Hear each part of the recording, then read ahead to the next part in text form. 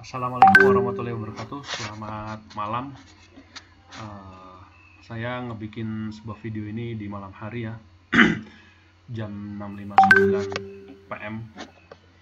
Soalnya saya besok izin ada kegiatan dan mungkin 2 hari ya, Selasa Rabu saya tidak bisa mengisi tatap muka.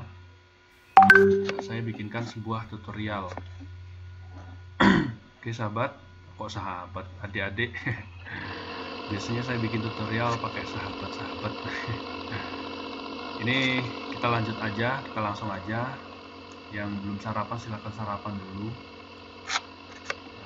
Ini bisa di play nanti atau malam juga ya, nggak masalah. Saya menyempatkan diri untuk bikin tutorial ini. Kita masuknya ke standar internet dalam teknologi layanan jaringan. Ada beberapa ini ya. Ada IETF. Nah, ini ya. IETF. Silahkan kalian baca sendiri. Ada IRTF. Nih, baca sendiri ya. Silahkan kalian di pause saja. Nah, terus ini ada 4 badan yang bertanggung jawab dalam mengatur, mengontrol, serta melakukan standarisasi protokol yang digunakan di internet, yaitu ISOC, Internet Society, ada IAB, ada IETF, Internet Engineering Task Force, ada IRTF. Ini adalah badan-badan apa ini tadi? Standar internet dalam teknologi layanan jaringan. Ini ada standar-standarnya. Silahkan di pause saja, dibaca ya. Terus ini ada soal latihan. Silahkan di kerjakan. Nih. Standar komunikasi organisasi apa? Pengertian protokol apa?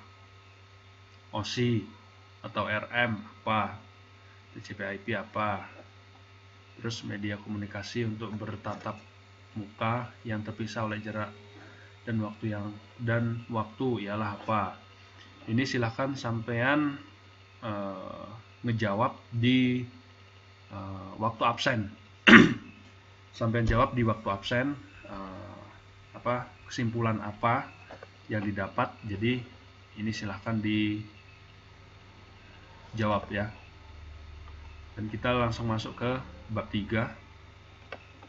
Ini proses komunikasi nih. Iya. Jaringan komputer adalah jaringan telekomunikasi yang memungkinkan antar komputer saling bertukar data. Jadi misalkan kita contohkan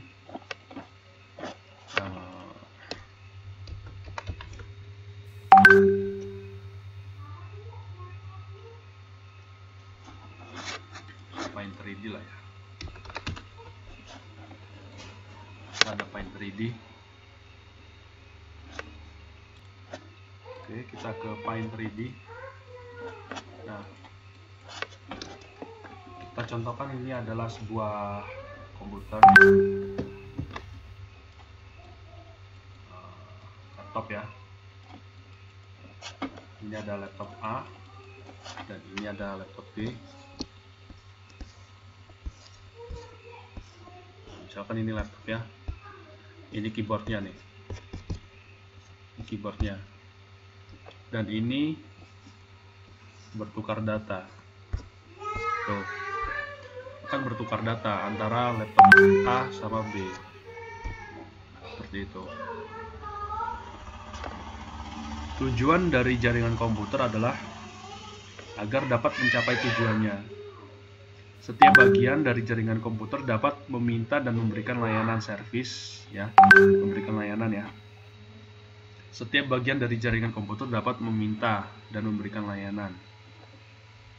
Memberikan layanan maksudnya misalkan yang A, yang ini ada sebuah data yang mau dikirim ke sini dan akan menerima.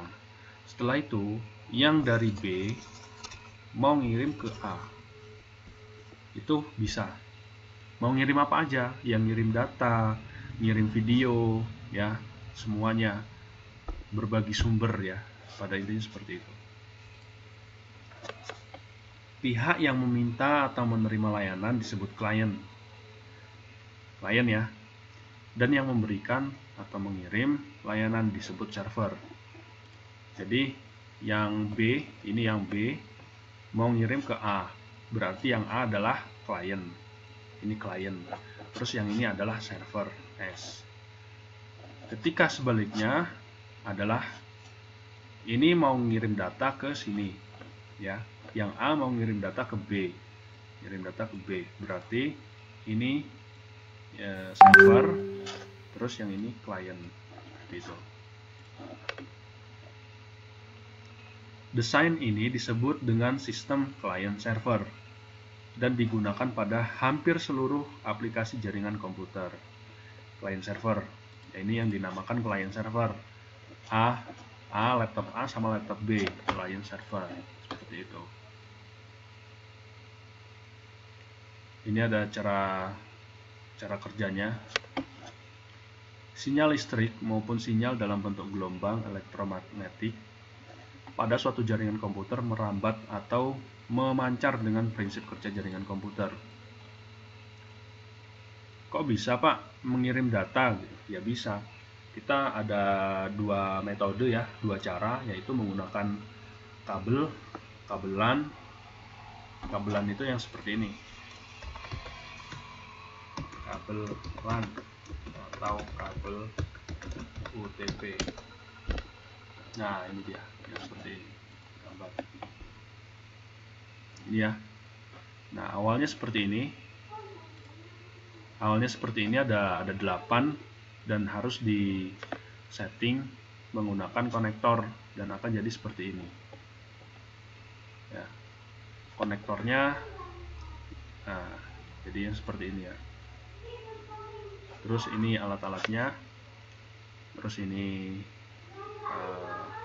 bisa sampai lihat standar internasionalnya, aturan-aturan warna-warna kabelnya, nanti akan dapat materinya. Pak Nopal atau Pak Zainal Arifin akan membahas ini ya, pengkabelannya. Seperti itu. Terus ada yang kedua, kalau pakai kabelan, yang kedua pakai wireless. Wireless itu tanpa kabel, menggunakan WiFi ya. Menggunakan wireless tanpa kabel. Terus cara konfigurasinya gimana Pak? Harus ada alat. Alatnya yang dinamakan alat router wireless, router indoor. Router indoor atau router outdoor yang 2,4. Nah, seperti ini contohnya. Nah, seperti ini. Ini bisa kita konfigurasi untuk berkirim file antara komputer dan komputer. Medianya adalah ini. Jadi kita contohkan ya.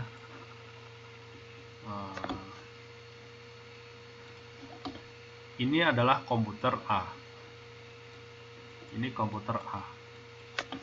Terus ini adalah komputer B. Nah, ini kotak ini ya. Nah, terus yang ini ya, gambar ini ya, gambar yang ini. Ini gambarnya nggak dipakai ini ya, cuman komputer gitu. Terus gambar ini wireless. Ini sebagai penghubung antara komputer A sama komputer B. Kok bisa Pak? Ya bisa. Seperti itu. Terus konfigurasinya gimana Pak? Ya, sampai harus rajin-rajin berangkat biar paham, biar bisa cara mengoperasikannya. Agar suatu jaringan dapat saling bertukar informasi data, diperlakukan suatu alat yang disebut modem. yang berfungsi untuk mengubah sinyal analog menjadi sinyal digital maupun sebaliknya. Ini berkirim surat, berkirim sumber data menggunakan modem ya. Modem itu apa? Modulator, demodulator. Berfungsi untuk mengubah sinyal analog menjadi sinyal digital. Nah, ini berarti sudah menggunakan media non wireless, non kabel ya. Ini sudah menggunakan wireless seperti itu. Oke. Udah 10 menit. Terus ini ada 4 komponen utama pada komunikasi jaringan komputer. Ini ada 4 nih. Silahkan dipahami nih. Ini wajib sampean tahu nih. Ini dicatat ya. Jadi setiap saya ada pembahasan seperti ini, diwajibkan sampean ngerangkum, dicatat di buku. Jangan sampai bukunya amburadul. Teknologi layanan jaringan itu beda ya, harus dibedakan. Nah, seperti itu. Terus untuk pertemuan selanjutnya akan kita bahas nih banyak. Pada pembahasan ini cukup segini aja dulu. Yang penting dikit, yang penting sampean mengenang, bisa maksud semua. Terima kasih. Assalamualaikum warahmatullahi wabarakatuh.